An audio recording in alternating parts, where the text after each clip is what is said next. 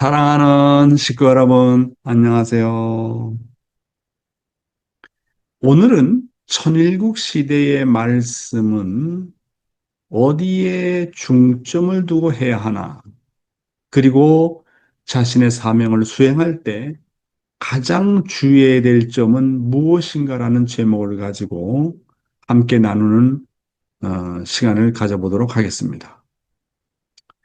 지금 우리가 살고 있는 이 시대는 구약 시대가 아닙니다. 그렇다고 신약 시대도 아닙니다. 우리는 지금 성약 시대를 넘어서 천일국 시대에 살고 있습니다. 구약 시대와 신약 시대는 선천 시대였습니다. 이때는 탕감의 조건을 세워서 넘어가던 복귀의 시대였던 것입니다. 그런데 성약 시대는 참 부모님께서 오셔서 탕감을 치러 승리하는 시대입니다. 참부모님께서는 탕감을 종적으로 그리고 행적으로 8단계를 승리적으로 넘으시고 이제는 새로운 후천 시대를 선포하셨습니다.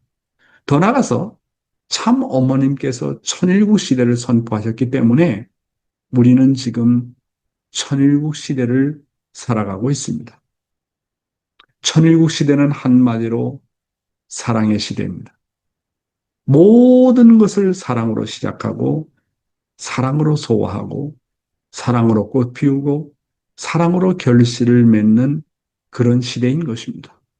이러한 천일국 시대를 맞이해서 과연 천일국 시대의 말씀은 어디에다 중점을 두고 해야 하는가 하는 내용이 되겠습니다. 천일국 시대의 말씀은 어디에 중점을 두고 해야 되나? 첫째는 하나님의 서러운 심정과 한의 심정을 심어주는 말씀이어야 됩니다.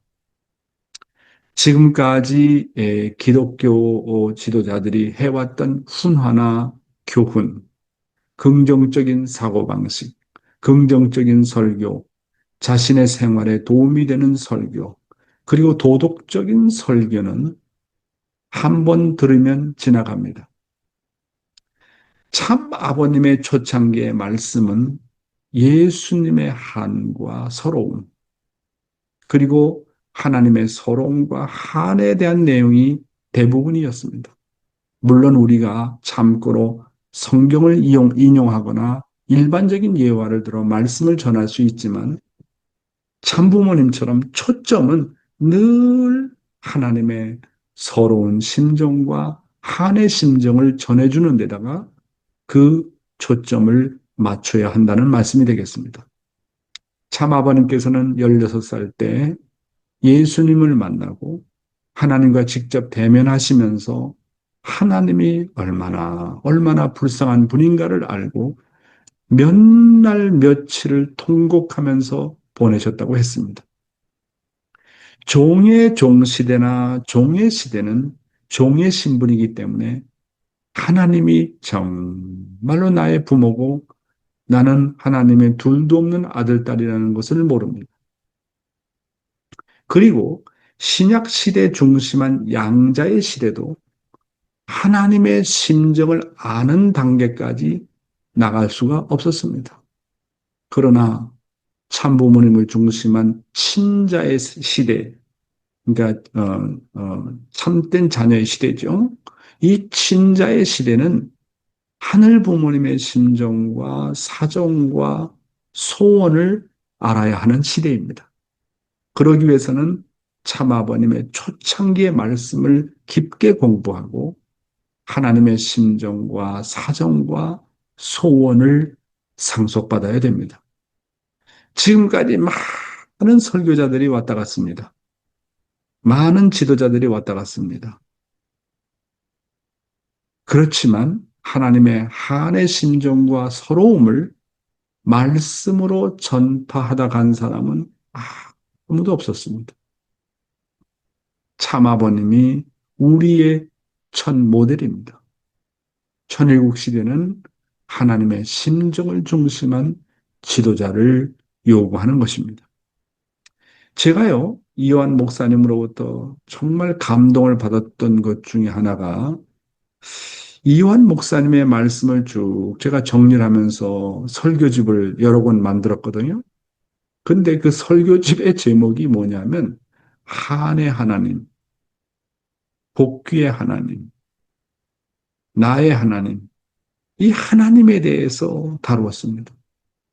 그리고 하나님의 서러움과 고통에 대해서 많은 언급을 하셨습니다. 그리고 그 하나님의 서러움을 놓고 통목하는 목사님의 설교를 들어본 적이 있습니다. 한 시간 내내 하나님의 서러움과 고통을 놓고 서러워하셨습니다. 그때 제가 느낀 것은 성약 시대의 설교자, 지도자는 바로 이런 사람이 되어야 된다라는 것을 제가 느끼게 되었습니다. 네. 두 번째로, 천일국 시대의 말씀은 어디에 중점을 둬야 되느냐 하면 하나님의 심정을 회원하고 위로하는 데 그 중점을 둬야 됩니다. 다만 하나님의 서러운 심정과 한을 아는 차원을 넘어서서 불쌍하고 외롭고 서러운 하나님을 우리 생활을 통해서 회원하고 위로하는 데다가 그 중점을 두어야 된다는 말씀이 되겠습니다. 그러려면 하늘에 대한 효자의 심정을 가져야 됩니다. 참 아버님께서, 참 부모님께서 대표적으로 그런 모델의 길을 가셨습니다. 참 부모님의 일생은 하나님을 해방하고 위로하는 일생이었다고 해도 과언이 아닙니다. 우리 또한 그런 하늘 부모님을 위해서 일생을 헌신하시고 피와 땀과 눈물을 흘리신 참 부모님의 수고의 노정을 우리가 위로해 드리지 않으면 안 되는 것입니다. 네, 세 번째로 하늘 부모님과 참 부모님의 십자가를 덜어드리겠다는 결단의 말씀이어야 됩니다. 효자는요, 부모의 십자가를 대신 지는 사람입니다. 그런 의미에서 하늘 부모님과 참 부모님의 무거운 짐을 덜어드리고 대신 십자가를 지고 가겠다는 결단의 말씀이 필요한 것입니다. 그렇죠? 네 번째로는 하늘 부모님과 참 부모님을 모시겠다는 효정의 말씀이라 해야 됩니다. 천일국 시대의 말씀은 여기 효정에다가 중점을 둬야 된다는 말씀이 되겠습니다. 천일국 시대는 구약 시대처럼 조건의 시대가 아닙니다. 그리고 신약 시대처럼 믿는 시대가 아닙니다. 천일국 시대는 하늘 부모님과 참 부모님의 생활 가운데서 참 부모님을 생활 가운데서 직접 모시고 사는 모심의 시대고 섬김의 시대고 효정의 시대인 것입니다. 다섯 번째로 천일국 시대는 주인의 시대요 사랑의 시대이기 때문에 가정 맹세를 중심한 참사랑 실천에 중점을 두어야 됩니다. 여러분, 여러분께 자주 말씀을 드렸지만 지금의 시대는 천일국 주인의 시대입니다. 더 이상의 종의 시대가 아닙니다. 모든 축복 가정은 각자가 천일국의 주인으로서 가정 맹세를 실천에 옮기겠다는 결의에 찬 말씀이어야 됩니다. 이제는 선포하는 시대도 다 지나갔습니다. 지금은 보여주는 시대입니다. 지금은 보여주고 따라오라고 하는 시대입니다. 말이 필요 없는 시대입니다. 이제는 더 이상 설교하는 시대가 아닙니다. 나를 보아서 그리고 우리 가정을 보아서 정말 우리 교회에 오고 싶다는 사람들이 늘어나는 시대라 해야 됩니다. 이렇게 참사랑을 실천하는 삶에 중점을 두고 말씀을 전파하는 시대가 되어야 된다고 하는 것입니다. 저도 말씀은 이렇게 하지만, 저도 위선자가 아니냐. 말씀은 이렇지만 이 말씀에 비춰서 나는 얼마나 실천하고 있느냐. 얼마나 내 가정이 정말 보여줄 수 있는 가정이 되고 보여줄 수 있는 개인이 되었느냐 하는 것 생각이 될 때 아이고, 나도 이렇게 말씀을 전하지만 정말 하늘 앞에 죄송하구나. 그럴 때가 참 많이 있습니다. 그러나 여러분, 저를 기준에 두지 마시고 참 부모님의 말씀을 기준해 두시기 바랍니다. 그렇죠? 그리고 마지막으로 천일국 시대의 말씀을 어디에다 중점을 둬야 되냐 하면 천일국을 기필코 실현해 드리겠다고 하는 결단의 그런 말씀이 이어야 합니다. 참부모님이 이 땅에 오셔서 소생 단계로 기원절을 통해서 천일국을 선포하셨습니다. 장성 단계로는 하늘의 성전인 천원궁을 봉헌에 올리셨습니다. 이제 마지막으로 한국의 남과 북을 통일해서 하나님의 나라를 실체적으로 찾아다 드리는 그런 한때를 맞이해서 어떻게 하면 우리가 천일국을 실현해 드릴 수 있는가 하는 것에 대한 결단의 말씀이어야 된다는 말씀이겠습니다. 말씀이 되겠습니다. 천일국을 실체적으로 찾아 세우기 위해서 과연 우리는 무엇을 어떻게 할 것인가 하는 데다가 중점을 두는 말씀이어야 된다는 것입니다. 다시 한번 정리해 보겠습니다. 천일국 시대의 말씀은 어디에다 중점을 둬야 되나? 첫째로 하나님의 서러운 심정과 한의 심정을 심어주는 말씀이어야 된다. 두 번째로 하나님의 심정을 회원하고 위로하는데 그 중점을 둬야 된다. 세 번째로 하늘 부모님과 참 부모님의 십자가를 덜어드리겠다는 결단의 말씀이어야 된다. 네 번째로 하늘 부모님과 참 부모님을 모시겠다는 효정의 말씀이어야 된다. 다섯 번째로 천일국 시대는 주인의 시대요 사랑의 시대이기 때문에 가정 맹세를 중심한 참 사랑의 실천의 말씀이어야 된다. 여섯 번째로 천일국을 기필코 실현해 드리겠다는 결단의 말씀이어야 된다. 이런 내용을 중심 삼고 여러분에게 말씀을 드렸습니다. 다음 제목은요. 다음 제목은 자신의 사명을 수행할 때 가장 주의해야 될 점은 무엇인가라는 내용을 가지고 한번 살펴보도록 하겠습니다. 자신의 사명을 수행할 때 가장 주의해야 될 점이 뭔가? 저도 이거 생각을 참 많이 해봤는데요. 우리가 각자에 다 사명이 있지 않습니까? 책임 분담이 있지 않습니까? 하늘의 일을 우리가 수행한다고 하면서 과연 우리가 주의해야 될 점은 무엇인가라는 내용이 되겠습니다. 첫 번째로 하나님의 일을 위해서 하나님이 나를 세우셨다고 생각하라는 겁니다. 이 말이 뭐냐 하면 내가 내 일을 하게 하려고 하나님이 나를 세운 것이 아니라 하나님의 일을 하기 위해서 나를 세웠다고 하는 것입니다. 그런데 우리는 내가 어떤 일을 하다 보면 내가 하는 일을 하나님 도와주십시오. 내가 하는 일이 주체가 되고 하나님을 거기다 끌어들일 때가 많잖아요. 그렇게 되면 문제가 된다는 거예요. 그렇잖아요. 그래서 나의 일을 하게 하려고 하나님이 나를 세운 것이 아니라는 것을 분명히 해야 됩니다. 그래서 주객이 바꿔서는 안 됩니다. 하늘이 주체라고 하는 거예요. 그리고 나는 어디까지나 대상이라고 하는 것입니다. 이 주체와 대상의 질서가 바뀌면 배가 산으로 올라가는 것과 똑같습니다. 무슨 말씀인지 알겠죠? 그러니까 하나님의 일을 위해서 내가 존재하는 것이지 내가 존재하기 위해서 나의 일을 하기 위해서 하나님을 끌어들이면 안 된다는 거예요. 무슨 말씀인지 알겠죠? 이 주체와 대상이 바뀌어서는 안 돼요. 내가 복을 받기 위해서 하나님이 필요하고 기도를 하면 안 된다는 거예요. 이 주체와 대상이 바뀌면 안 되는 겁니다. 언제나 하늘이 주체라고 하는 거. 하나님의 일을 위해서 내가 소명받았다. 하나님의 일을 위해서 내가 이 직업을 가지고 돈을 벌고 가정을 꾸리고 이런 일을 해나간다. 이렇게 생각해야 되는데 내 가정이 정착하기 위해서 내 가정이 잘 살기 위해서 뭡니까? 하나님을 끌어들이게 되는 일이 되면 이 주체와 대상이 바뀌기 때문에 하나님으로부터 복을 받지 못해요. 그 기독교인들의 문제가 뭐냐면 자기가 복 받기 위해서 자기가 동기가 되어가지고 하나님을 믿고 성경을 공부하는 사람들이 얼마나 많아요. 그러니까 그게 문제라니까요. 그러니까 문제는 내가 주체가 아니라는 거예요. 하나님이 주체고 내가 대상이라는 겁니다.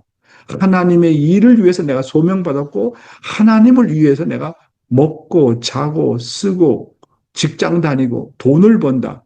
이런 관념이 없지 않으면 내 생활에 있어서 진정으로 하나님을 위해서 사는 생활이 아닌 겁니다. 따라서 하나님의 일을 위해서 하나님이 나를 세우셨다. 이런 신앙관, 신념이 분명하지 않으면 안 된다는 말씀입니다. 이것을 우리가 정말로 우리의 사명을 수행할 때 조심하라는 겁니다. 두 번째로, 하나님이 필요한 내가 되어야지 내가 필요한 하나님이 되어서는 안 된다. 좀 비슷한 말씀입니다. 따라서 하나님의 뜻과 하나님의 사정과 소원과 비전을 알아야 됩니다. 하나님이 필요한 내가 되려면 그러면 하나님이 어떤 사정 갖고 있냐? 하나님이 어떤 소원 갖고 있느냐? 하나님이 어떤 비전과 목표를 가지고 있는지를 알아야 하나님이 필요한 내가 되는 거 아니겠습니까? 그래서 하나님께서 원하는 일에 정확하게 정호정착이 되어서 일하게 되면 일은 누가 하느냐? 하나님이 다 하시게 된다는 거예요. 그러니까 제일 중요한 것은 하나님이 가장 소원하는 일을 해라는 거예요. 하나님이 소원하는 일을 내가 찾아가지고, 아, 이게 정말로 하나님이 원하는 일이다. 거기에다가 내가 맞춰가지고 일을 하게 되면 하나님이 그렇게 고마워하고 감동받는다는 거예요. 그러면 하나님이 일을 다 하신다는 거예요. 어? 그러므로 사명을 위해서 일할 때 내가 하고자 하는 것이 하나님이 원하는 일인지 아니면 내가 원하는 일인지를 잘 구분해서 확인하지 않으면 안 됩니다. 하나님께서 가장 소원하시는 일을 하게 되면 하나님께서 다 이루어주시고 내가 필요한 것을 다 공급해 주십니다. 근데 사람들이 이런 비결을 몰라요. 이런 비결을 내가 먼저고 내 가정이 먼저고 내가 먹고 사는 것이 제일 먼저고 여기에다가 초점을 두고 잘 살게 해주십시오. 우리 아들 뭐 어떻게 해주십시오. 우리 딸 어떻게 해주십시오. 우리 남편 어떻게 해주십시오. 다 자기 사정이 주체가 되잖아요. 그러니까 문제가 되는 거예요. 하나님의 소원을 위해서 하나님의 소원이 몸과 마음이 통일된 그런 개성완성한 인간이 필요하고 통일된 부부가 필요하고 이게 하나님의 한이고 소원이고 하나님의 정말 안타까운 사정이구나. 그러려니 내가 몸을 주관하는 사람 되어야 되고 내가 그러려니 정말 부부가 하나 되어야 되고 하나님의 소원처럼 이상가정을 이루어야 될 텐데 그렇게 눈물 흘리게 되면 하나님께서 그 소원을 들어주십니다. 이게 하나님의 소원이니까. 그러니까 내 소원이 하나님의 소원이 되어야 돼요. 하나님의 소원이 내 소원이 되어야 되는 거예요. 이것을 혼란해가지고 우리가 사명을 수행하게 될 때 문제가 되는 경우가 많지 않습니까? 세 번째는 어떤 일을 하든지 자기 마음대로 하지 말라는 거예요. 자기 마음대로. 내가 하는 일은 하나님이 하시고자 하는 일이 되어야 되는데 그러면 하나님이 직접 역사하시는데 그렇게 못한다는 것이죠. 그래서 어떤 일인지 나 혼자서 하는 일이 아닙니다. 언제나 하나님이 옆에서 하십니다. 그러니까 내가 어떤 일을 할 때 하나님의 일을 하기 때문에 내가 혼자서 한다고 생각하지 말고 하나님과 더불어 한다. 참부모님과 더불어서 한다. 영계의 선조들과 더불어서 한다. 이런 관념을 갖고 실천해야 됩니다. 이것을 모르면 혼돈이 생기고 한계성을 느끼게 되는 거예요. 그러니까 어떤 일을 하든지 자기 마음대로 하지 말라는 거예요. 반드시 하나님 앞에 물어보라는 거예요. 참부모님께 물어보라는 거예요. 기도를 통해서 자기의 본심을 통해서 물어보라는 거예요. 그래서 내가 하는 일이 하나님이 하시고자 하는 일이 되면 하나님께서 직접 역사하는 결과를 가져온다. 네 번째로 모든 일을 할 때 내가 한다고 생각하지 말고 하나님이 하신다라고 생각하라는 겁니다. 내가 한다고 생각하면 하나님이 내 일에 간섭을 못해. 왜? 나라고 하는 나는 하나님 중심만 나가 아니고 사탄 중심만 나가 되면 하나님이 간섭을 못해요. 그러니까 내가 일을 할 때 이 일은 하나님이 하신다라고 생각하고 내 마음을 비워야 됩니다. 그 말은 나를 부정해야 돼요. 나는 타락으로 말미암은 나가 아니라 하나님으로 말미암은 나다. 그런 신념과 믿음을 갖고 자기를 부정하게 되면 나를 비우게 되면 그 자리에 하나님이 찾아오셔서 역사하시게 되는 것입니다. 그래서 결론적으로 뭐라고요?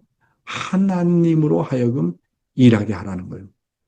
내가 한다고 생각하지 말고 하나님으로 하여금 일하게 하려면 내가 내 마음을 비우고 부정하게 되면 하나님의 몸이 되고 하나님의 마음이기 때문에 결국은 하나님이 하시는 일이 되는 겁니다. 이 공식을 알면 우리가 일을 할 때 그렇게 마음이 가벼워요. 전도할 때도 내가 하는 게 아니라 하늘이 하시고자 한다. 하늘이 한다라고 생각하면 전도하러 나가는 발걸음이 가볍습니다.